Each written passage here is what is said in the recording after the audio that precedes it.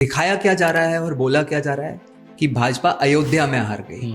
अयोध्या जो है, देखिए, तथ्यों को जानना बहुत आवश्यक है। अयोध्या जो है वो एक असेंबली सेगमेंट है फैजाबाद कॉन्स्टिट्यूएंसी में। उस अयोध्या असेंबली सेगमेंट में, यानी कि विधानसभा क्षेत्र में, भाजपा लीड में रही। हाँ, ये भी लल्लू सिंह जी जीत जाते तो सभी बोलते कि हाँ ठीक हुआ। अभी हार गए तो उनको लेकर के तरह तरह की चर्चाएं भी हैं। हर जगह आप ये देखेंगे, जैसे अगर आप मोदी जी को लेके अगर आप बनारस की बात करो, हाँ, बनारस पे भी मेरे मन में एक सवाल है कि मोदी जी की जो जीत का अंतर है। एक बार तो जब काउंटिंग चल रही थी तो वो अजय राय जो कि इंडिया अलायंस के जो प्रत्याशी थे उनसे पीछे भी चल रहे थे। हालांकि अभी भी जीत का जो मार्जिन है वो काफ़ी कम हो गया। तो इसको लेकर भी कि जो मोदी जी की जीत का मार्जिन इतना कम कैसे हो गया? हाँ, वहाँ तो बिहार में क्यों नहीं हुआ? बिहार में क्यों नहीं हुआ? वहां पे भी तो वो तेजस्वी जी को ऐसे दिखाया जा रहा था कि आने वाले देश के उप प्रधानमंत्री तो वही बनेंगे राहुल गांधी जी के साथ में। लेकिन जैसे यूपी में हो गया तो यहाँ एक और कंट्रोवर्शियल सवाल है जिसकी चर्चा हो रही है कि क्या उत्तर प्रदेश के सीएम योगी आदित्यनाथ ने कोई कमी छोड़ी अपनी तरफ से। नमस्कार, आप देख रहे हैं गोल्डन हिंद और आपके साथ मैं हूं मंडलेश्वर सिंह। 2024 के लोकसभा चुनाव से पहले नरेंद्र मोदी और भारतीय जनता पार्टी ने एक नारा दिया था, अब की बार 400 पार। लेकिन 2024 के लोकसभा चुनाव के बाद जो नतीजे आए तो ये नारा सिर्फ नारा ही साबित हुआ और रिजल्ट में भारतीय जनता पार्टी बहुमत के आंकड़े को भी पार नहीं कर पाई और 240 सीट पर ही सिमट गई। इसको लेकर तमाम राजनीतिक विश्लेषक और खुद भारतीय जनता पार्टी भी अपने स्तर पर समीक्षा कर रही है। आज मेरे साथ स्टूडियो में मौजूद हैं राजनीतिक विश्लेषक एकलव्य सिंह जी। आज हम इसी मुद्दे पर खास चर्चा करेंगे।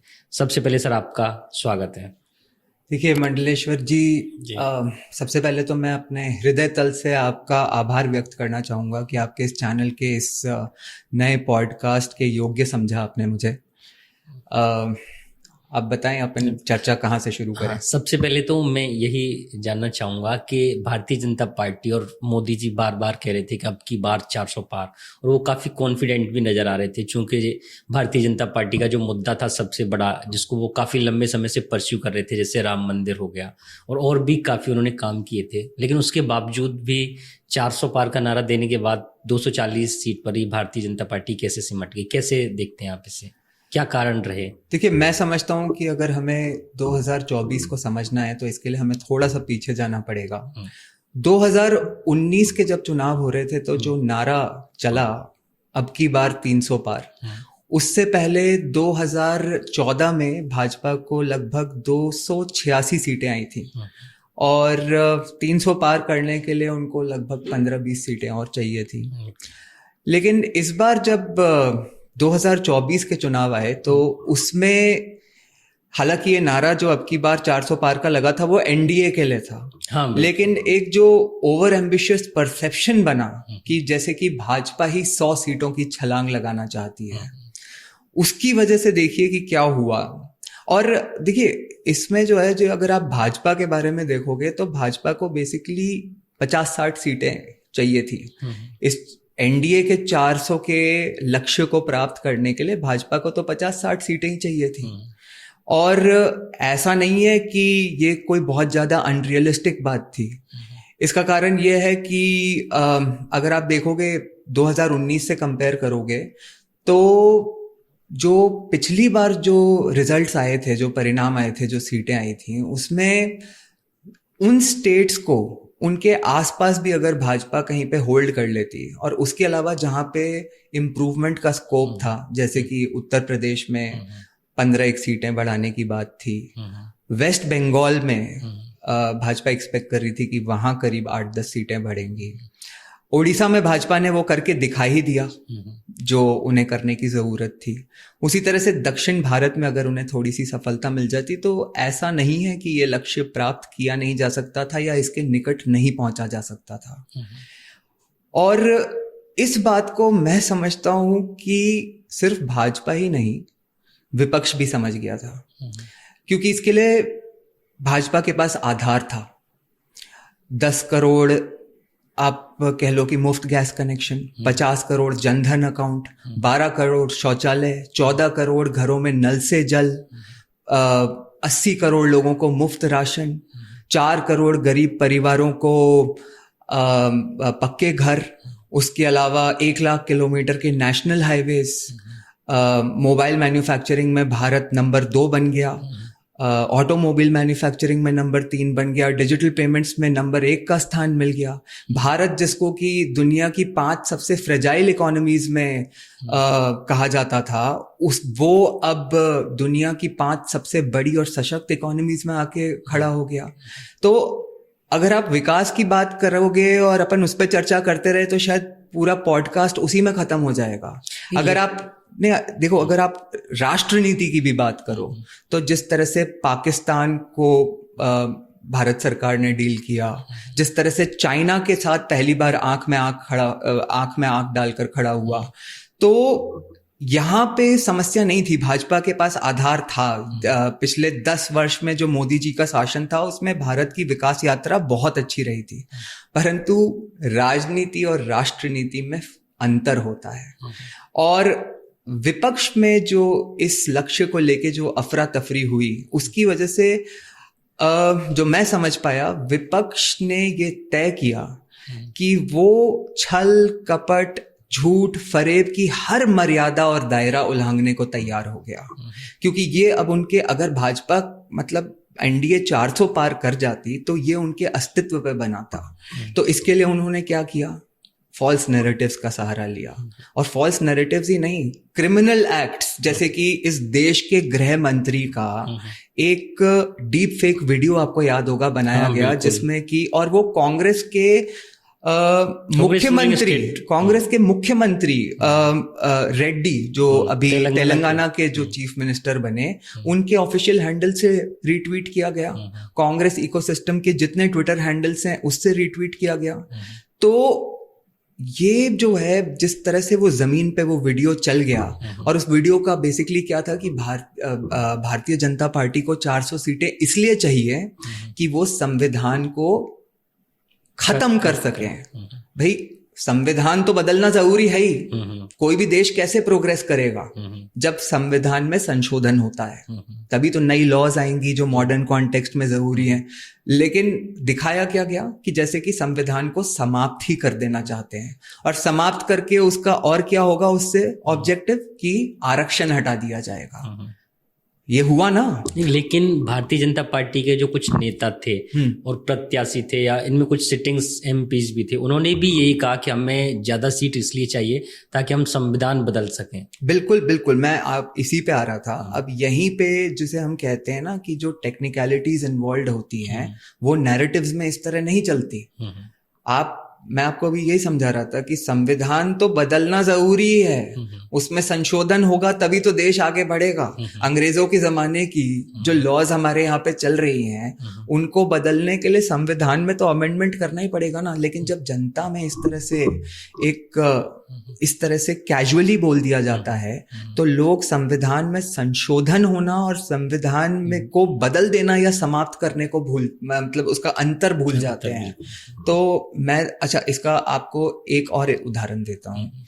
दूसरा जो उदाहरण है, आपने देखा होगा कि राहुल गांधी जी ने खटाखट स्कीम की बात करी कि सबके अकाउंट में सालाना 1 लाख रुपए या महीने के 8,000 रुपए डाल देंगे। क्या उसके लिए उन्होंने बकायदा बॉन्ड्स और फॉर्म्स बनाए जिसपे लोगों ने सिग्नेचर्स किया। आपने चुनाव के बाद देखा होगा, कई महिलाओं ने कांग्रेस के कार्यालयों के बाद भीड़ लगा के वो फॉर्म्स दिखा के चाहा भी। क्या उन्होंने अपने किसी स्टेट में इस चीज को इम्प्लीमेंट किया है? लेकिन एक नैरेटिव चल गया। देखिए, नेगेटिविटी जो होती है ना, या लोगों को जो सपना दिखाया जाता है, वो बड़ी आसानी से फैलता है। इसमें मैं एक और सबसे अहम सवाल ये पूछना चाहूंगा, जैसे 2014 का चुनाव था, वो मोदी जी के फेस पर चुनाव था। चूंकि पहली बार मोदी जी आ रहे थे तो उसको लेकर था, जनता ने उनको काफी बहुमत भी दिया। 2019 का जो चुनाव था, उसमें एक तरह से राष्ट्रवाद की लहर देखी गई थी, चूंकि उस समय पुलवामा पर हमला हुआ था और फिर भारत ने एयर स्ट्राइक भी किया था। लेकिन जो 2024 का लोकसभा चुनाव था, वहां पर क्या अहम मुद्दा था? जैसे विपक्ष ने तो उसको SC ST रिजर्वेशन को खत्म करना और आरक्षण को खत्म करना एक मुद्दा बनाया, लेकिन भारतीय जनता पार्टी ने ये चुनाव किस मुद्दे पर लड़ा था? विकास पर लड़ा था या कोई और मुद्दा था? देखिए, विकास और जो राष्ट्र नीति होती है वो तो अहम है ही, लेकिन जैसा कि मैंने आपको पहले भी कहा, राजनीति भी इम्पोर्टेंट होती है।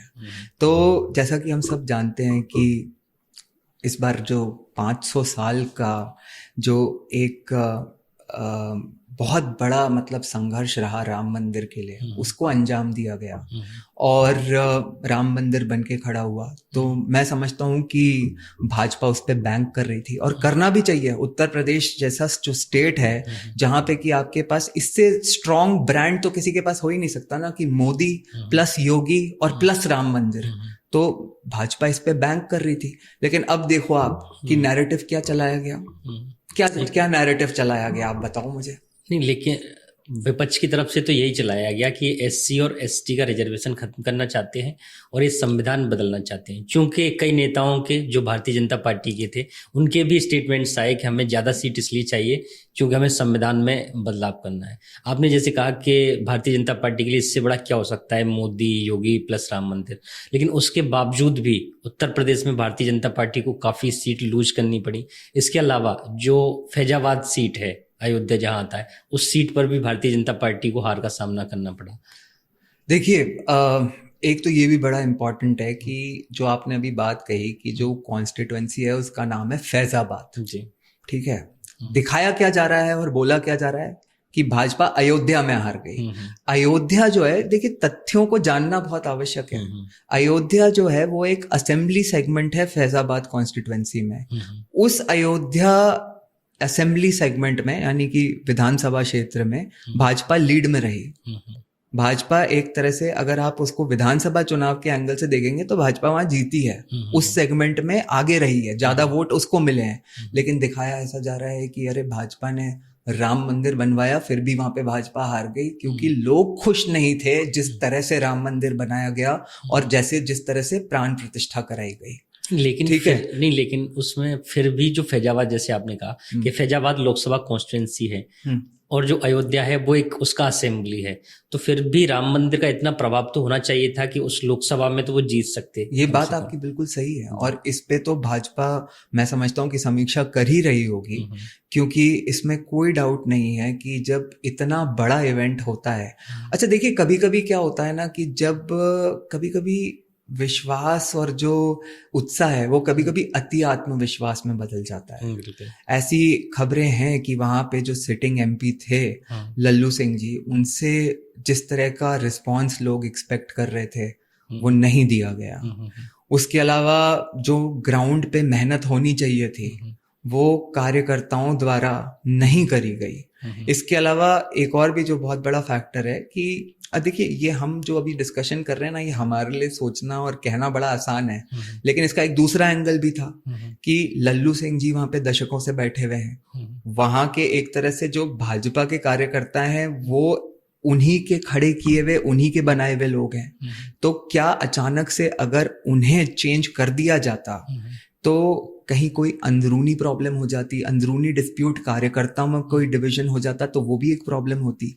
तो मैं तो यही समझता हूँ कि होता क्या है कि जब अंत का रिजल्ट सही होता है ना तो लोगों को कोई प्रॉब्लम नहीं होती, लेकिन अंत का परिणाम अगर गलत आ जाता है तो ऐसा ही लगता है कि अरे ये कर देते तो बेटर रहता, वो कर देते तो बेटर रहता। हाँ, ये भी लल्लू सिंह जी जीत जाते तो सभी बोलते कि हाँ ठीक हुआ, अभी हार गए तो उनको लेकर के तरह तरह की चर्चाएं भी हर जगह आप ये देखेंगे। जैसे अगर आप मोदी जी को लेके अगर आप बनारस की बात करो, हाँ, बनारस पे भी मेरे मन में एक सवाल है कि मोदी जी की जो जीत का अंतर है, एक बार तो जब काउंटिंग चल रही थी तो वो अजय राय जो के इंडिया अलायंस के जो प्रत्याशी थे उनसे पीछे भी चल रहे थे। हालांकि अभी भी जीत का जो मार्जिन है वो काफी कम हो गया, तो इसको लेकर भी कि जो मोदी जी की जीत का मार्जिन इतना कम कैसे हो गया। देखिए, इसमें भी तथ्यों को जानना बहुत जरूरी है कि पिछली बार 2019 में जब मोदी जी वहां पे कॉन्टेस्ट कर रहे थे तो विपक्ष के या मोदी जी के अलावा जो कैंडिडेट्स थे वो करीब 25 से ज्यादा कैंडिडेट्स थे। और तो क्या हुआ कि वो जो 25 कैंडिडेट्स, मोदी जी को लगभग इससे 50,000 ज्यादा ही वोट मिले थे पिछली बार भी, 6.25 लाख या 6.5 लाख के आसपास उनको वोट मिले थे। तो क्योंकि दूसरी तरफ इतने ज्यादा कैंडिडेट्स थे तो उनके वोट्स का डिवीजन हो गया था। अब इस बार क्या था कि 6 ही कैंडिडेट थे मोदी जी के अलावा। समाजवादी पार्टी तक ने कांग्रेस को सपोर्ट करके, जिनका आप नाम ले रहे थे अजय राय जी, समाजवादी पार्टी ने अपना कैंडिडेट खड़ा नहीं करा, तो वोट्स का डिवीजन नहीं हुआ। इसलिए वो जो एक तरफ जब वोट्स कंसोलिडेट हो गए तो जो मार्जिन है वो कम हो गया। लेकिन दिखाया क्या जा रहा है कि जैसे कि मोदी जी के ही वोट 6.25 लाख से घट के 1.5 लाख पे आ गए हों। अरे भाई, मार्जिन घटा है, और मार्जिन इसलिए घटा है क्योंकि दूसरी तरफ मोदी जी को वोट्स तो उनके 50,000 ही कम हुए हैं, आज भी उनके लगभग 6 लाख के आसपास वोट्स हैं। बिल्कुल, ये आपने बिल्कुल सही कहा। 2014 में तो जो मोदी जी उनके वोट वर्तमान जो वोट मिले उससे भी कम थे, लगभग 5,81,000 वोट थे, जबकि जीत का मार्जिन उस समय 3 लाख से भी ज्यादा लगभग था, 4 लाख के आसपास था, 3,80,000 के आसपास कुछ मार्जिन था, और वोट्स मोदी जी के इससे कम थे। इस बार वोट्स उससे ज्यादा ही हैं। ठीक है, 2019 से कई कारणों से जो लोकल फैक्टर्स रहे होंगे, जिन फॉल्स नैरेटिव्स की हमने बात करी, और हो सकता है भाई, मतलब 10 साल की एक एंटी इनकम्बेंसी भी होती है, तो ठीक है, 40-50 हजार का डिफरेंस। अच्छा, दूसरी बात ये भी देखने वाली बात है कि बनारस में वोटिंग कोई बहुत ज्यादा नहीं होती है। हाँ, ये भी है। वहां पे लगभग 10 लाख के आसपास तो करीब टोटल वोट्स ही पड़े थे, 10 लाख के आसपास वोट पड़ते हैं, पिछली बार भी और इस बार भी यही आंकड़ा और रहा। उसमें से मतलब 6-6.5 लाख अगर मोदी जी को ही मिल रहे हैं और उसमें 50,000 ऊपर नीचे हो रहे हैं, तो ये कहना तो बिल्कुल ही अतिशयोक्ति होगी कि मोदी जी जैसे कि हार ही गए या हार जाते। अभी इसको कंक्लूड करना चाहेंगे, फिर मैं एक अगले टॉपिक पर बढ़ूंगा। तो आप क्या मुख्य कारण मानते हैं कि किस वजह से हार रही, थोड़ा सा समराइज कीजिए। देखिए, मैं तो यही कहूंगा कि मेनली 2 फैक्टर्स थे कि भाजपा ने जो अपना एक सोचा कि 400 पार अचीवेबल टारगेट है, और जिस तरह से वो नारा दिया गया, उसका जो एक ओवर एम्बिशियस परसेप्शन बना, उसकी वजह से जो विपक्ष में अफरा तफरी हुई, और उसकी वजह से जिस तरह से उनने इस पर रिएक्ट करके कुछ बहुत ही मतलब मैं तो कहूंगा कि खतरनाक नैरेटिव्स गढ़े, जो कि सत्य से कोसों दूर थे, लेकिन वो जमीन पर चले उसको। और ये मानना पड़ेगा कि भाजपा ने उसको काउंटर करने में थोड़ा सा असफल भी रही। और दूसरा फैक्टर बिल्कुल ये है कि मतलब जो भाजपा के कार्यकर्ता ही नहीं, भाजपा के जो समर्थक या वोटर हैं, उनको भी कहीं ना कहीं एक अति आत्मविश्वास लग रहा था कि भाई मतलब 400 की बात कर रहे हैं तो 350, 350 तो पहुंच ही जाएंगे, तो कई लोग वोट डालने ही नहीं गए। आपने कई जगह पे देखा होगा ना कि वोटर टर्नआउट कितना गिर गया। ये वोटर टर्नआउट जो गिरा, उसका भी अंजाम है। इसमें एक और मैं महत्वपूर्ण सवाल ये पूछना चाहूंगा कि जैसे आरएसएस है, राष्ट्रीय स्वयंसेवक संघ, उसकी भारतीय जनता पार्टी के साथ में काफी नजदीकियां रहती हैं, और दोनों ही 2014 का लोकसभा चुनाव हो, 2019 का हो, दोनों में उन्होंने काफी इम्पोर्टेंट रोल प्ले किया। लेकिन इस बार लोकसभा चुनाव से जस्ट पहले, इन बिटवीन, जो राष्ट्रीय अध्यक्ष हैं भारतीय जनता पार्टी की, जेपी नड्डा, वो स्टेटमेंट देते हैं कि अब हम मजबूत हो गए और अब हमें आरएसएस की इतनी ज़रूरत नहीं है, अब हम इंडिपेंडेंटली अपना काम करते हैं। तो मानते हैं कि आरएसएस के साथ में जो रिश्तों में जो रिश्ते बिगड़े भारतीय जनता पार्टी के, या आरएसएस की वजह से भी उन्हें आरएसएस का जो इस बार सपोर्ट नहीं मिल पाया उतना, या इस बयान के क्या मायने थे उस समय? देना चाहिए था, बयान देना चाहिए था या नहीं देना चाहिए था, इसमें तो कोई दो राय हो ही नहीं सकती।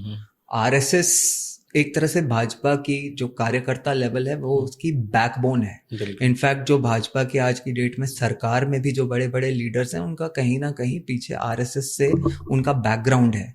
तो आरएसएस की जरूरत नहीं है। और या एक्चुअली अगर आप मुझसे फ्रैंकली पूछो तो मुझे तो लगता भी नहीं कि मतलब जेपी नड्डा जी इसको इस तरह से कहना चाह रहे होंगे। मेरे ख्याल से वो अपनी बात को सही तरह से रख नहीं पाए, जिसका कि ये अंजाम हुआ। क्योंकि जब आप और मैं ये सोच सकते हैं कि इस तरह का स्टेटमेंट नहीं देना चाहिए था, तो भाजपा का राष्ट्रीय अध्यक्ष वो भी इतने गंभीर चुनाव के माहौल में ऐसा स्टेटमेंट क्यों देगा, मेरे तो समझ के परे है।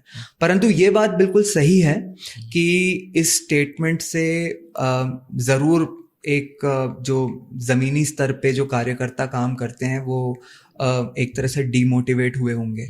और लेकिन फिर भी मैं समझता हूँ, जहां तक आज की अब बात है, और इस चुनावों में भी कई जगह पे कई हद तक मैं समझता हूँ कि कार्यकर्ताओं में और आरएसएस में और भाजपा में दोनों में ये मैच्योरिटी है कि एक अतिशयोक्ति की वजह से, या मतलब एक इंसिडेंट की वजह से वो एक दूसरे को सपोर्ट नहीं करें या एक दूसरे का दुश्मन हो जाएं, ऐसा नहीं है। और इसी कारण से आप देखेंगे कि कई स्टेट्स हैं, जैसे मध्य प्रदेश में 29 की 29 सीट आई ना, बिल्कुल, उड़ीसा में कमाल करके दिखाया ना। तो ऐसा नहीं है कि मतलब, लेकिन ये जरूर है कि ये नहीं होना चाहिए था। अभी मैं कांग्रेस और विपक्ष के बारे में थोड़ा बात करना चाहूंगा। कांग्रेस अति उत्साहित है क्योंकि पिछली बार की मुकाबले उनकी काफी सीटें आई हैं और लगभग 99 सीट थी, हालांकि और बाद में 1-2 एमपी जिसने ज्वाइन कर लिया कांग्रेस को और अभी उनका आंकड़ा 100 प्लस कर गया है। तो उसको लेके वो काफी अति उत्साहित हैं। राहुल गांधी को विपक्ष लोकसभा में लीडर ऑफ अपोजिशन भी बना दिया है। तो आपका कांग्रेस पर और राहुल गांधी के लीडर ऑफ अपोजिशन बनने पर क्या मानना है? देखिए, इसमें तो कोई डाउट है ही नहीं कि अगर आप पिछले इलेक्शन से तुलना करेंगे तो उन्होंने अपनी सीट्स लगभग डबल कर ली हैं। बिल्कुल। लेकिन ये इस तरह से प्रोजेक्ट करना कि जैसे कि भाजपा को हरा के और उन्हीं ने सरकार बना दी है। आपने देखा होगा कई जगह सोशल मीडिया पे उनके लिए टर्म यूज करते रहते हैं, शैडो प्राइम मिनिस्टर। अरे भाई, तथ्य क्या है? 3 चुनाव हुए हैं तुम्हारे नेतृत्व में, तीनों में मिला के तुम उतनी सीट नहीं ले पाए जो भाजपा अपने वर्स्ट परफॉर्मेंस में लेके आई है, और दिखाया ऐसे जा रहा है कि जैसे क्या कमाल कर दिया है। तो इनका लीडर ऑफ ऑपोजिशन बनाया जाना कितना इंडिया अलायंस या कांग्रेस के लिए एडवांटेजियस रहेगा, ये तो हमें 2029 में पता चलेगा। लेकिन देश के लिए मैं समझता हूं कि ये कई मायनों में घातक भी हो सकता है साबित, क्योंकि बहुत बड़ा स्टेटमेंट नहीं, बिल्कुल मैं आपको बताता हूँ। और देखिए, मैं आपको इसका आधार दूंगा और मतलब कुछ तथ्यों की बात कर लेते हैं, ये नहीं कि बस मैंने बोल दिया। और अभी की बात कर लेते हैं। आपने देखा होगा कुछ दिन पहले उन्होंने कह दिया कि भारतीय स्टॉक मार्केट जो है वो कंप्लीटली एक स्कैम है और उसमें भारतीयों को निवेश नहीं करना चाहिए। क्या कर रहे हो आप ये? कभी आपने किसी भी देश के किसी भी राजनेता को, चाहे विपक्ष में हो चाहे सरकार में हो, ये बोलते हुए सुना है कि अपनी मतलब इस तरह के स्टेटमेंट जिससे अपनी ही अर्थव्यवस्था को नुकसान हो और वो चरमरा जाए? और बताता हूं आपको, कभी वो कह देते हैं भाई, जो हमारे रक्षा मंत्री हैं, रक्षा मंत्री के अलावा जो हमारे सैनिक हैं, सैनिक में भी आप सेना अध्यक्ष की बात कर लीजिए, ये लोग एक स्टेटमेंट दे रहे हैं और उसके बाद साहब हमें देखने को क्या मिल रहा है कि बॉस कह रहे हैं कि चाइना ने हमारी जमीन हथिया ली है और दबा ली है। क्या आधार है? आपने आज तक बताया कि आप चाइना के साथ वो जो सीक्रेट एमओयू करके बैठे हो उसके कंटेंट्स क्या हैं? क्यों नहीं बता रहे? पब्लिक डोमेन में लाओ ना। आप भाई पब्लिक लाइफ में हो तो आपने किसी दूसरे देश की जो प्रमुख पार्टी है उसके साथ आपने एक समझौता किया हुआ है, आप बताओ ना देश के लोगों को उसमें क्या था। तो जो संकेत हैं तो उसमें ये तो बड़ा क्लियर है। अच्छा, प्लस झूठ की भी क्या है कि एक लिमिट होनी चाहिए। अभी जैसे आपने देखा होगा कि वो अग्निवीर को लेके कंट्रोवर्सी हुई पार्लियामेंट में, तो उसमें उन्होंने ऐसा दिखा दिया कि सेना जैसे अग्निवीर में जो शहीद होते हैं उनको कुछ देती ही नहीं है। बाद में फैक्ट्स कुछ और निकल के आ गए। तो आप विपक्षी पार्टी हो, आप सरकार का विरोध करो, ये तो आपका दायित्व है, लेकिन आप देश के बारे में झूठ फैला के और मतलब अपने देश की अर्थव्यवस्था को नुकसान पहुंचाओ, अपनी ग्लोबल इमेज को नुकसान पहुंचाओ, तो ये घातक है कि नहीं है? नहीं, लेकिन अभी एक संवैधानिक पद पर हैं। हाँ, तो उसके बाद बदलाव आएगा क्या? अरे साहब, तो संवैधानिक पद पे अगर आप आ गए तो संवैधानिक पद के अनुसार आपका आचरण भी तो होना चाहिए ना। आप अभी भी वही सड़क छाप भाषा बोल रहे हो पार्लियामेंट में, मतलब सदन के पटल पे खड़े होके कि हिंदू हिंसक हैं, असत्य असत्य असत्य। मतलब आपने अगर मतलब आपको वो रिस्पॉन्सिबिलिटी दी गई है तो भाई आप दूसरे लीडर्स को भी उठा के देख लीजिए। इस तरह से थोड़ी होता है। जैसे अभी देखा जा रहा है और काफ़ी आम लोग सोशल मीडिया पर भी लिखते हैं कि राहुल गांधी नरेंद्र मोदी के लिए इस बार एक बड़ी चुनौती बनकर आए हैं। साथ ही इसके अलावा राहुल गांधी के साथ ही अखिलेश यादव भी हैं, उनकी भी काफ़ी सीट आई। तो आप मानते हैं कि इस बार जो विपक्ष है वो मजबूत है और नरेंद्र मोदी के सामने अखिलेश यादव और राहुल गांधी और भी क्या चुनौतियाँ हैं? देखिए, ऐसा है कि मैंडेट किसके पास है ये सब जानते हैं। एक राजनीति के बारे में एक बड़ी फेमस इंग्लिश कोट है कि politics is the art of capturing power and retaining it. तो ये मोदी जी को आता है। 22 वर्षों से वो अलग अलग भूमिका में शासन कर रहे हैं और अभी तक शासन कर रहे हैं और उनके अभी तक वो कभी हारे नहीं हैं। बिल्कुल। और जहां तक राहुल गांधी और अखिलेश जी के साथ का जो सवाल है, वो अभी आने वाले जो हमारे उपचुनाव होने वाले हैं उसमें आपको संकेत मिल जाएंगे कि ये एक दूसरे को कितनी सीट देते हैं और कितने सशक्त हैं आपस में। एक इलेक्शन में क्योंकि एक पर्टिकुलर आपका नैरेटिव चल गया, तो इसलिए मतलब ये हम मान लें कि भाई भाजपा तो बिल्कुल ही कमजोर हो गई और ये लोग एकदम स्ट्रांग हो गए, ये इस तरह से नहीं होता भाई। ये वहां क्यों नहीं चला, मध्य प्रदेश में क्यों नहीं हुआ? एक सीट तो जीत लेते। हाँ, वहां तो बिहार में क्यों नहीं हुआ? बिहार में क्यों नहीं हुआ? वहां पे भी तो वो तेजस्वी जी को ऐसे दिखाया जा रहा था कि आने वाले देश के उप प्रधानमंत्री तो वही बनेंगे राहुल गांधी जी के साथ में। लेकिन जैसे यूपी में हो गया, तो यहाँ एक और कंट्रोवर्शियल सवाल है जिसकी चर्चा हो रही है कि क्या उत्तर प्रदेश के सीएम योगी आदित्यनाथ ने कोई कमी छोड़ी अपनी तरफ से। जैसे कि चर्चाएं चल रही थी लोकसभा चुनाव से पहले, अरविंद केजरीवाल ने भी कहा था कि जैसे ही ये लोकसभा चुनाव जीतेंगे तो योगी आदित्यनाथ को हटा देंगे। तो कुछ लोग कहते भी हैं ये कि योगी आदित्यनाथ ने कि मुझे हटाएं, उससे पहले उन्होंने ही कम करवा दी सीट। तो इस पे क्या कहना है आप? देखिए, ये एक और फॉल्स नैरेटिव है जिसको कि इस चुनाव में गढ़ा गया। अरविंद केजरीवाल शायद 10-12-15 दिन के लिए ही जेल से बाहर आए चुनाव में, और उन्होंने जो सबसे मोटी बात कही वो यही कही कि योगी आदित्यनाथ को हटा दिया जाएगा। अब ये क्यों करना जरूरी था, ये समझना भी बड़ा आवश्यक है। इसका कारण क्या है कि योगी आदित्यनाथ एक ऐसे लीडर हैं आज की डेट में पूरे देश में।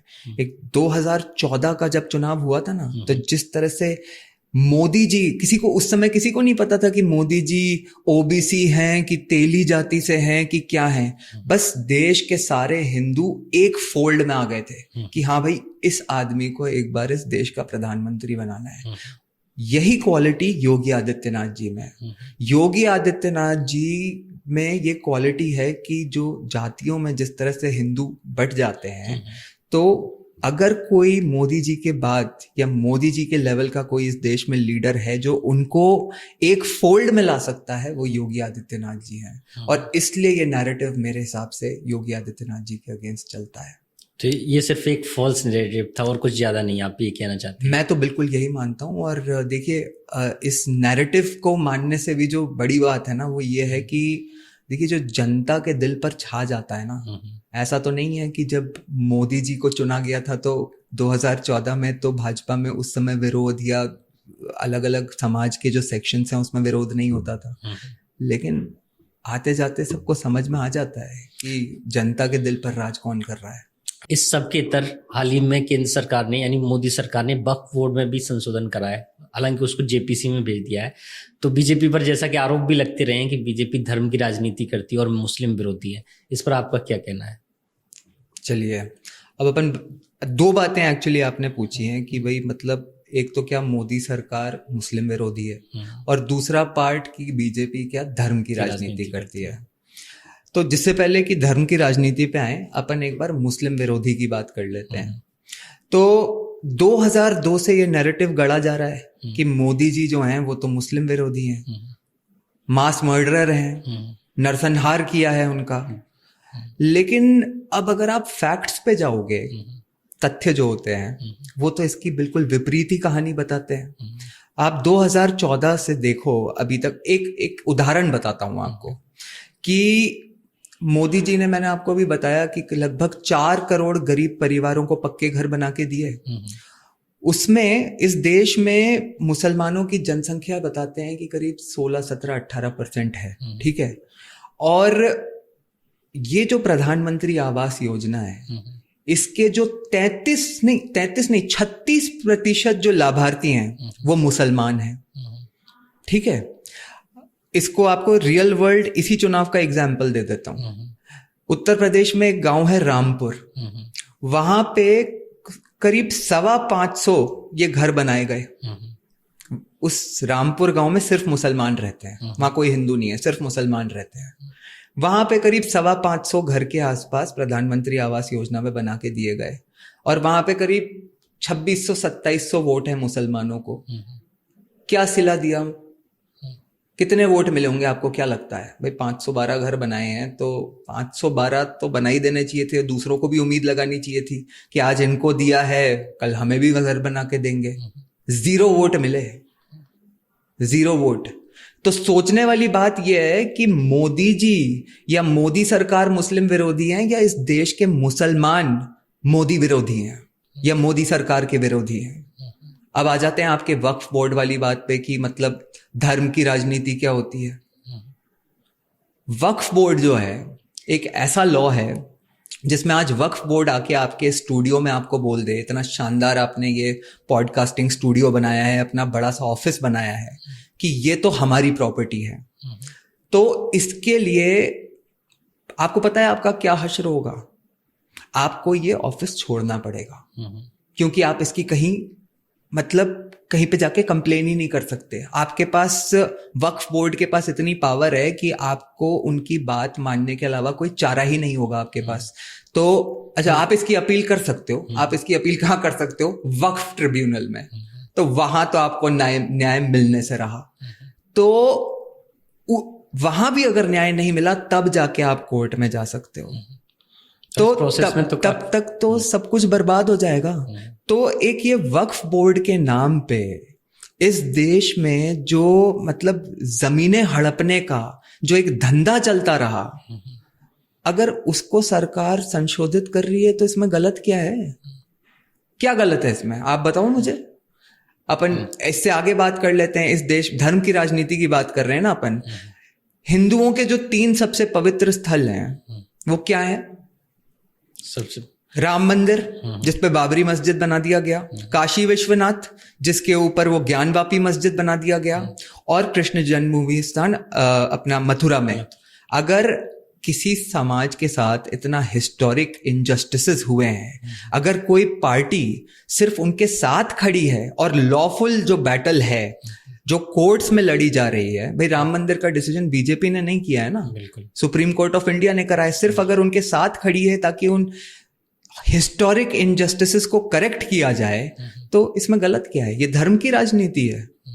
लेकिन फिर भी आरोप तो ये लगता है कि पर्टिकुलर हमारे यानी मुस्लिमों के मुद्दों को ही उठाती है बीजेपी और उन्हीं में फेरबदल करती है। नहीं, मैंने अभी आपको जो इतनी सारी जो कहानियां बताई, जो आंकड़े हैं विकास के, तो उस विकास के बाद भी अगर बीजेपी को मुसलमानों का वो विश्वास नहीं मिल रहा है, तो ये तो बीजेपी को सोचने की जरूरत है कि क्या मुद्दे बनाए जाते हैं और क्या सच्चाई है और क्या नहीं है, उनको किसके लिए कितना करना है। हालांकि ये सरकार का एक दायित्व होता है और इसीलिए भाजपा ये अपना मतलब वो देखिए, बहुत बड़ी बात है कि मोदी जी इस 20 साल का जो ये षड्यंत्र, झूठा षड्यंत्र मोदी जी के विरुद्ध चल रहा है, उसके बाद भी वो अपने कर्तव्य में कभी भी चूके नहीं।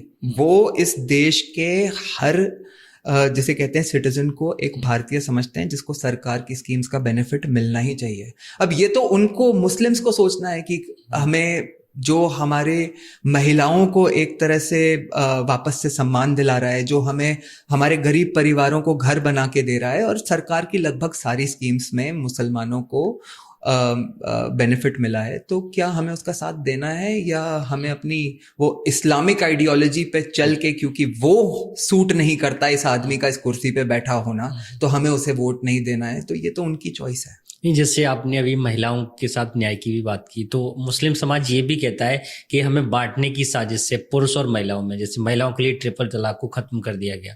तो जैसे नहीं, तो मैं तो आपसे फिर से वही क्वेश्चन पूछूंगा ना भाई, कि यदि अगर आपकी माता जी या आपकी बहन या आपकी पुत्री के साथ ट्रिपल तलाक जैसा अन्याय हो रहा होता और कानून में संशोधन करके कोई आपको इस पीड़ा से छुटकारा दिला रहा होता, तो आप क्या कहते कि सरकार ने सही काम किया है या सरकार हमारे विरुद्ध काम कर रही है?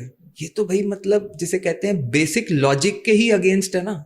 अब आप देखिए कि वोट बैंक पॉलिटिक्स को समझना जरूरी है।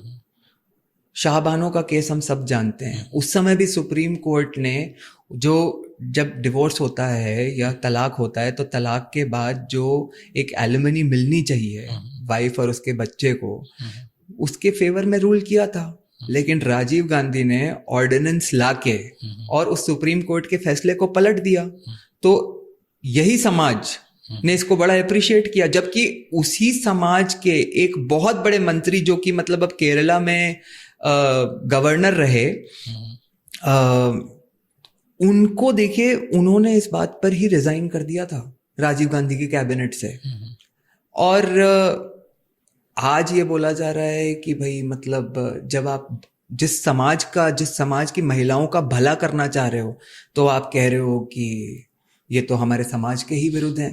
अभी इसके इतर में एक और ये आपसे पूछना चाहूँगा कि भारतीय जनता पार्टी ने जैसे कि मुस्लिमों में एक ध्रुवीकरण कर दिया कि महिला अलग और पुरुष अलग, और महिलाओं को अपनी तरफ करने की कोशिश की है, उसी तरह से जो विपक्ष है वो भी हिंदुओं में जो जातियाँ हैं उनको बांटने की एक कोशिश कर रहा है। लाइक जैसे कि जातिगत जनगणना हो गया, उसकी बार बार बात करता है। तो आप मानते हैं कि हिंदुओं में जो जातियाँ हैं और उनका विभाजन करके अलग अलग करके तो ये करना, ये भारतीय जनता पार्टी के लिए खतरे की घंटी है?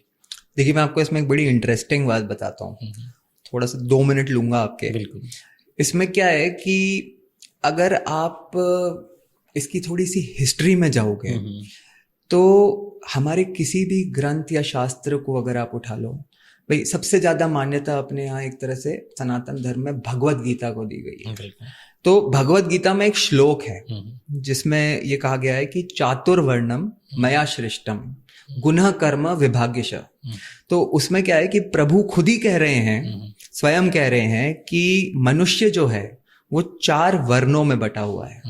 ठीक है, ब्राह्मण, वैश्य, क्षत्रिय, शूद्र। ठीक है, और इसका ये जो वर्ण है ये जन्म से निर्धारित नहीं होते, गुण और उस मनुष्य के गुण और कर्मों से निर्धारित होता है।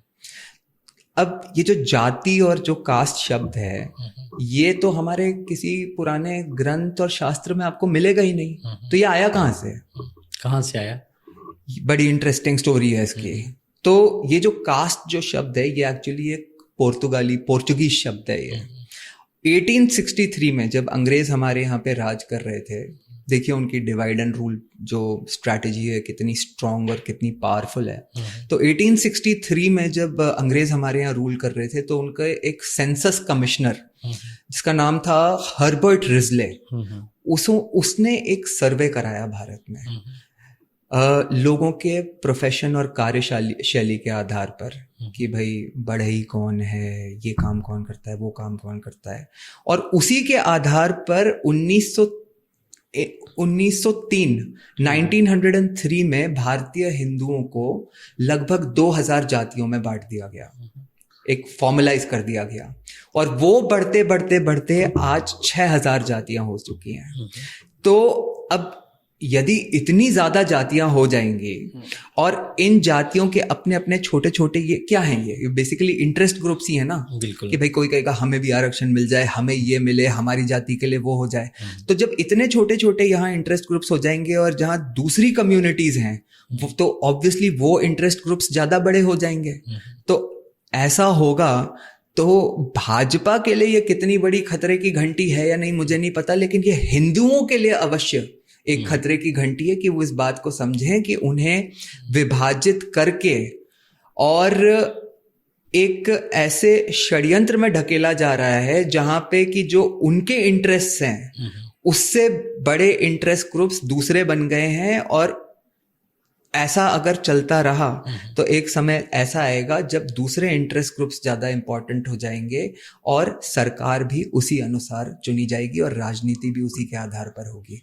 अब लास्ट में मैं एक सवाल के साथ कंक्लूड करना चाहूँगा कि राहुल गांधी इस जातिगत जनगणना के मुद्दे को लगातार उठा रहे हैं और मजबूती से इसकी पैरवी कर रहे हैं। वो कहते भी हैं कि हम आए तो जातिगत जनगणना कराएंगे और हम मजबूर करेंगे सरकार को कि वो भी जातिगत जनगणना कराए। तो आप मानते हैं कि राहुल गांधी और जो विपक्ष के जो मुद्दे हैं वो सरकार पर भारी पड़ रहे हैं? कर्नाटका में किसकी सरकार है? कांग्रेस की। वहां पे जातिगत जनगणना हुई है या नहीं हुई है? अभी तक तो नहीं। हो चुकी है और आज नहीं हुई है। इससे पहले भाजपा की सरकार थी और उससे पहले किसकी सरकार थी? कांग्रेस की सरकार थी। ये तभी वहां पे जातिगत जनगणना करा चुके हैं जिसका डेटा ये आज तक रिलीज नहीं कर रहे। क्यों नहीं कर रहे भाई? क्यों नहीं कर रहे? क्योंकि अगर उन्होंने किया तो जरूर उसमें कोई ना कोई ऐसी बात है जहां पे उनको उनके खुद के वोट बैंक को लेकर कोई ना कोई तकलीफ हो सकती है। तो ये बस एक नैरेटिव गढ़ के, देखिए जातिगत जनना तो होनी ही है। अभी अपना जो जनसंख्या का जो सेंसस होना है वही ड्यू चल रहा है, अब वो होना ही है। और वो कई चीजों के लिए आगे चल के इस देश में कॉन्स्टिट्यूशन में जैसा प्रावधान है हमें डिलिमिटेशन भी होना है। तो इन सब चीजों के लिए जो पॉपुलेशन का सेंसस होता है वो तो होगा ही, वो होगा तो उसके साथ एक तरह से अपने आप जातिगत जनगणना भी हो जाएगी। लेकिन अभी ये प्रेस करके ये क्या, जैसे मैं आपने देखा होगा कि राहुल गांधी जी सदन के पटल पे खड़े होके कहते रहते हैं कि भाई ओबीसी वोट बैंक के लिए, कि भाई ये जो जितने अफसर जो बने बैठे हैं ना, जो मोदी जी की सरकार में मेजर डिसीजंस लेते हैं, सीनियर ब्यूरोक्रेट्स जो हैं, वो जो है उनमें से कोई भी ओबीसी नहीं है। बिल्कुल कहते हैं ना ऐसा, बिल्कुल कहते हैं। तो ये जो सीनियर ब्यूरोक्रेट्स हैं जो मोदी जी के यहाँ डिसीजन लेते हैं, इनके कितने साल की सर्विस होगी? कम से कम 30 साल की तो सर्विस होगी, तब जाके उस लेवल पे पहुंचे हैं, सेक्रेटरी लेवल पे गवर्नमेंट ऑफ इंडिया के। 30 साल पहले किसकी सरकार थी? कांग्रेस की। तो किसने नहीं बनाए ओबीसी के लोग? किसने नहीं किया ओबीसी के लिए? भाई अगर उस समय आप ओबीसी के लिए, अगर आपको आप चाहते थे कि वो समाज में आगे बढ़े, और अगर उन लोगों को आप उस समय आरक्षण देते या सशक्त करते, तो वो लोग आज वहां बैठे होते। तो ये तो क्या है कि देखिए, इसीलिए बड़ा इंपॉर्टेंट है कि जो भी हम बातें करते हैं ना, उसमें बिना भावुक हुए हम तथ्यों और आंकड़ों की अवश्य बात करें कि भाई किस समय क्या हुआ।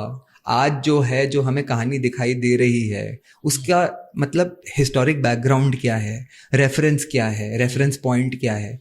तो मैं समझता हूँ कि ठीक है, ये सब चलेगा। और जातिगत गणना भी एक ऐसी चीज है जो अनअवॉइडेबल है, आज नहीं तो कल होनी जरूर है। लेकिन करा के रहेंगे और ऐसा दिखाना कि मतलब जैसे कि सिर्फ यही कराना चाहते हैं, ये एकदम एक गलत धारणा है। क्योंकि ये जैसा कि मैंने आपको बताया, करा भी चुके हैं और 5 वर्ष से ऊपर से वहां का डेटा तक रिलीज नहीं कर रहे। तो पहले तो अपने दामन में झाके। तो आप नहीं मानते कि विपक्ष के मुद्दे मोदी सरकार पर भारी पड़ रहे हैं? देखिए, विपक्ष के मुद्दे जो हैं वो क्या हैं? विपक्ष के मुद्दे अगर ये हैं कि भारतीय लोगों को भारतीय स्टॉक एक्सचेंज में इन्वेस्ट नहीं करना चाहिए, और भारतीय जो सेना है उसको हमें और मजबूत नहीं करना चाहिए, और अग्निवीर सही स्कीम नहीं है, और ये नहीं है, तो ये कह देना कि वो भाजपा पर भारी पड़ रहे हैं, मेरे हिसाब से सही इसलिए नहीं है क्योंकि आप देखिए कि 10 साल की एंटी इनकम्बेंसी के बाद भी मोदी जी ये करने में सफल रहे, इतनी सीट लाने में सफल रहे जो कांग्रेस 3 बार मिला के नहीं ला पाई। और इस बार भी जिसे हम मानते हैं कि विपक्ष का एक सबसे मजबूत गठबंधन बना, वो सब मिला के भी उतनी सीट नहीं ले पाए जितनी की भाजपा ने अकेले ली है। तो ये कह देना कि वो अभी भाजपा पे भारी पड़ रहे हैं, ये मेरे ख्याल से थोड़ा जल्दी है। लेकिन हाँ, ये अवश्य मानना पड़ेगा कि भाजपा का परफॉर्मेंस पहले से डिटेरियोरेट हुआ है। उसके कई फैक्टर्स हैं, जो फॉल्स नैरेटिव्स चलाए गए, कहीं कहीं अति आत्मविश्वास जो हुआ, कुछ गलत डिसीजंस भी हुए होंगे। लेकिन देखिए, भाजपा एक ऐसी पार्टी है जो समीक्षा करती है, और मैंने ये देखा है कि भाजपा जब भी कमजोर होती है तो उसके बाद वो आगे और सशक्त होकर उभर के आती है। तो ये तो भविष्य के गर्भ में है कि यानी आप मानते हैं कि 2029 में बीजेपी और मजबूती से वापसी करेगी? देखिए, मैं तो 100% ये मानता हूँ कि विपक्ष के पास जो मोदी जी ने जो पिछले 10 वर्ष में विकास किया है, और जिस विकास के उन्होंने बीज बोए हैं जो हमें अगले 5 साल में दिखाई देने वाले हैं, जैसे कि अभी तो भारत 5वीं सबसे बड़ी अर्थव्यवस्था बना है ना, अभी तीसरी भी बनेगा।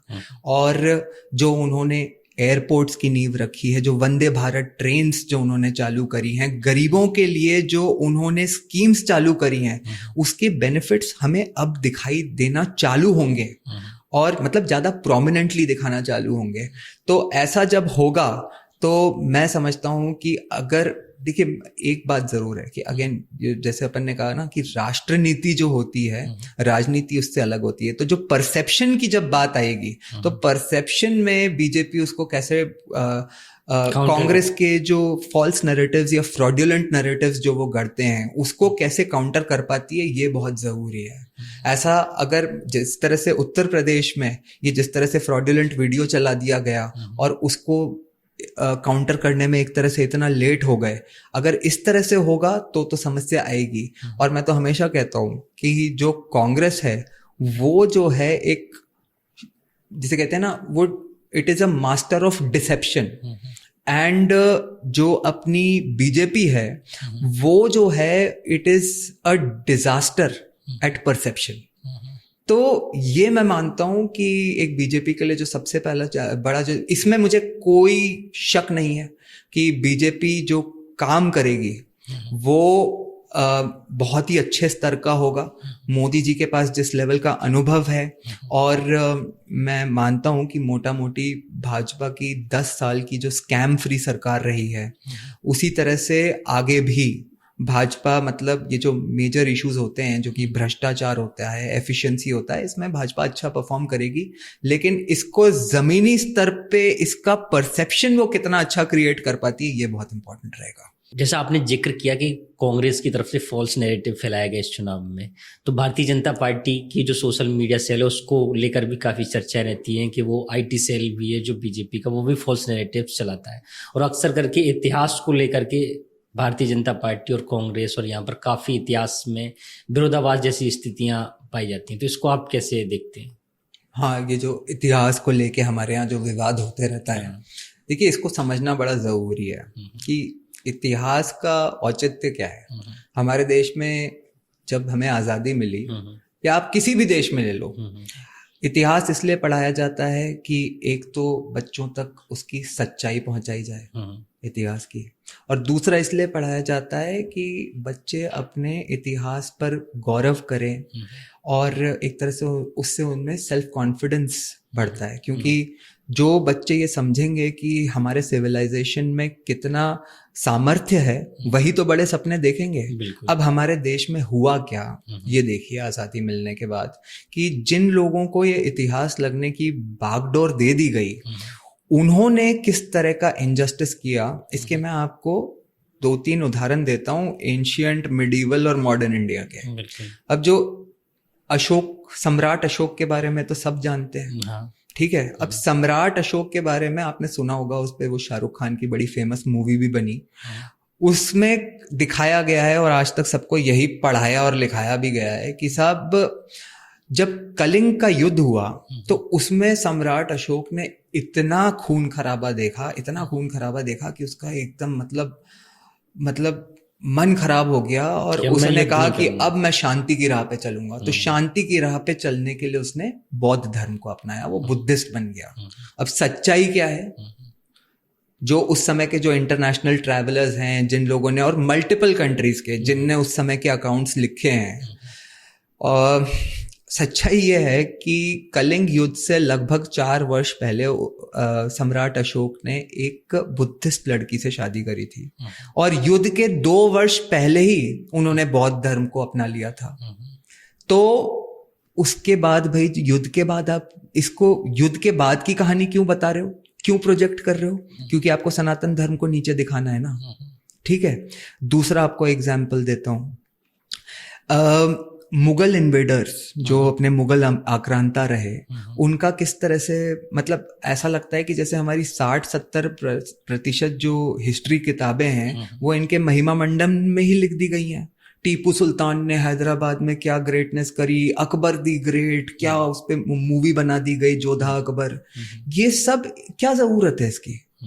आप जो हमारे ऊपर जो आक्रांता आए थे, ये बताने की जगह कि उनने क्या क्या बर्बरता करी हिंदुओं के साथ और इस देश के लोगों के साथ, आप उनके महिमा मंडन में लगे हुए हो। तीसरे अपन आते हैं, मॉडर्न में आते हैं थोड़ा, कि नेहरू जी का, भाई जब हमारे देश को आज़ादी मिली तो डिसाइड होना था कि भाई प्रधानमंत्री कौन बनेगा। तो कांग्रेस में करीब 14 स्टेट कमिटीज थी उस समय। तो वो स्टेट कमिटीज मिलके वोट करती थी कि भाई अध्यक्ष कौन हो और मतलब नेतृत्व कौन करे। तो 14 स्टेट कमिटीज ने वोट करा, उसमें से 12 ने सरदार पटेल को वोट दिया। और नेहरू जी को आपको क्या लगता है कितने वोट मिले होंगे? एक भी नहीं मिला। 0। ये क्यों नहीं पढ़ा रहे भाई? हो सकता है कि उसके बाद गांधी जी ज्यादा समझते होंगे तो उनको लगा होगा कि भाई मतलब इस सिचुएशन में नेहरू को बनाना ज्यादा बेहतर रहेगा, लेकिन पढ़ाओ तो हमें कि कैसे बने, क्या हुआ। आप इतिहास के जो फैक्ट्स हैं वो कैसे आप जनता से छुपा लोगे? इससे आप थोड़ा सा अगर और आगे बढ़ जाओगे तो आप देखो कि जब भारत को आज़ादी मिली तो हमें एक ये पढ़ाया गया कि हमें जो ये आज़ादी है ना, ये एकदम गांधी जी के एकदम अहिंसावादी जो प्रिंसिपल्स थे उस पे लड़के बहुत ही स्ट्रेटेजिकली हमें मिली। लेकिन सच्चाई क्या है इसका भी आपको एक जबरदस्त उदाहरण देता हूं कि उस समय के जब भारत को आज़ादी मिली तो ब्रिटेन के जो प्राइम मिनिस्टर थे क्लेमेंट एटली, वो उसके बाद पहली बार भारत आए। तो उस समय सबसे बड़ा उस समय उन लोगों का जो सिविल सेटलमेंट हुआ करता था वो बंगाल में हुआ करता था, तो वो बंगाल गए तो वहाँ के गवर्नर साहब से मिले। ये उनकी बायोग्राफी में लिखा हुआ है, ऑटोबायोग्राफी में। उसमें उन्होंने पूछा कि साहब आप इतने वर्षों से, आपने लगभग 200 वर्षों से इस देश पे राज किया, बीच में वर्ल्ड वॉर्स हो गई, आप मतलब हमेशा डटे रहे और आपने मतलब एकदम बंदूक की नोक पे आपने राज किया। ऐसा क्या हुआ कि मतलब अहिंसा से डर के और मतलब आप एकदम अचानक से ही आपने फैसला कर लिया इस देश को छोड़ने का? तो क्लेमेंट एटली साहब ने गवर्नर साहब को बताया कि साहब ये क्या बातें कर रहे हो आप, ऐसा तो कुछ है ही नहीं। आपको किसने कह दिया कि हम अहिंसा से डर के चले गए? तो गवर्नर साहब ने पूछा फिर आपके क्या थे मेन रीजन? तो मेन रीजंस जो उन्होंने बताया उसमें जो सबसे प्रमुख कारण बताया वो ये बताया कि सुभाष चंद्र बोस नेताजी ने जो इंडियन नेशनल आर्मी अपनी आजाद हिंद फौज जो खड़ी करी थी और उसकी जो कैलकाटा में मार्च करवाई थी, उस समय अंग्रेजों को ये आभास हुआ था कि अब जो है अगर इस तरह की कोई बड़ी म्यूटनी हुई तो उसको हम संभाल नहीं पाएंगे, और जो कि आगे चल के महाराष्ट्र में हुई भी थी। वो उस समय अंग्रेजों को, जिसमें कि मतलब ब्रिटिश नेवल फोर्स जो थी, British Indian navy, royal navy ने भी रिवोल्ट कर दिया था। रिवोल्ट तो क्या किया था उसमें, बेसिकली मतलब जो उन्हें ऑर्डर दिया गया था उन्होंने उसको फॉलो नहीं किया। तो उस समय उसकी वजह से उनको आभास हुआ, क्योंकि उसमें से जो ज्यादातर लोग थे ये ऑलरेडी बहुत मोटिवेट हो गए थे इंडियन नेशनल आर्मी से, आजाद हिंद फौज से। तो ये पढ़ाओ तो हमें बस इतना ही पता है कि सुभाष चंद्र बोस एक नेता थे जो आजादी की जंग में शामिल थे। वो कहीं प्लेन में बैठे और मर गए और किसी को पता ही नहीं चला। अरे साहब, उस आदमी की वजह से अंग्रेज खुद कहते हैं कि ये प्रमुख कारण था कि हम इस देश को छोड़ के, इस देश को आजाद करके उसको छोड़ के जाने का हमें लगा कि अब करना पड़ेगा। ये पढ़ाओ, क्यों नहीं पढ़ा रहे? तो अगर इस तरह के फैक्ट्स हमसे 70 साल से छुपा लिए गए और वो आज अगर बताए जाएंगे और पढ़ाए जा रहे हैं, चाहे सोशल मीडिया के स्तर पे हो, और अब धीरे धीरे करके मुझे लगता है कि इसको हमारी न्यू एजुकेशन पॉलिसी जो आई है उसमें जो हमारी हिस्ट्री टेक्स्ट बुक्स में बदलाव होगा, ये तो करना ही पड़ेगा। और ये सिर्फ सरकार का नहीं, ये मानवता का दायित्व है कि लोगों को सही तथ्य पता हो, आंकड़े पता हो। तो मैं तो यही कहूंगा कि भाई हिस्ट्री पे तो अभी भारत में बहुत विवाद होना है। तो क्या ये हमारे गौरवमयी जो इतिहास है उसको दबाने की कोशिश हुई और उसे हमसे छिपाया गया? आप बताइए, आपको क्या लगता है इसके अलावा और क्या हो सकता है? और कोई कारण हो सकता है? भाई आपको भारत के इतने सारे लोग थे, शिवाजी महाराज के कारण ही आज साउथ इंडिया, देश के सबसे बड़े और सबसे फेमस जो टेम्पल्स हैं, हिंदू टेम्पल्स, वो साउथ इंडिया में हैं। वो क्यों बच गए सारे? क्योंकि शिवाजी महाराज, अपने महाराणा प्रताप, इन लोगों ने ये रेजिस्टेंस जो बाहर से मुगल आक्रांत आए थे ना, इनको वहां तक पहुंचने नहीं दिया। अपने राजस्थान में एक कुंभलगढ़ फोर्ट है जो राणा कुंभा ने बनाया था। वो ग्रेट वॉल ऑफ चाइना के बाद दुनिया का सबसे बड़ा मैनमेड स्ट्रक्चर है, जिसकी वजह से ये लोग पार करके वहां जा नहीं सके। और आज इन लोगों के बारे में हिस्ट्री में एक चैप्टर होता है और वो भी ऐसे पढ़ा दिया जाता है जैसे उसका कोई, बिल्कुल। तो ये तो अभी हमें बहुत कुछ जानना है। और आपसे अगले एपिसोड में अधिक चर्चा करेंगे। तो आज हमने इस पॉडकास्ट में काफ़ी राजनीतिक चर्चा की और इतिहास से संबंधित भी कुछ बातें की। मेरे साथ थे राजनीतिक विश्लेषक एकलव्य सिंह जी। सर, आपका बहुत बहुत शुक्रिया हमसे बातचीत करने के लिए। बहुत बहुत आभार आपका।